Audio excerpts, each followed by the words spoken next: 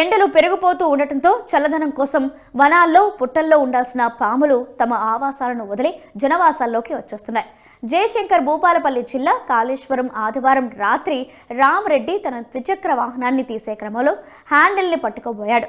దానికి చుట్టుకొని ఉన్న ఓ పెద్ద నాగుపాము ఒక్కసారిగా పైకి లేచి బుసలు కొట్టేసరికి రామరెడ్డి ఉలిక్కిపడ్డాడు.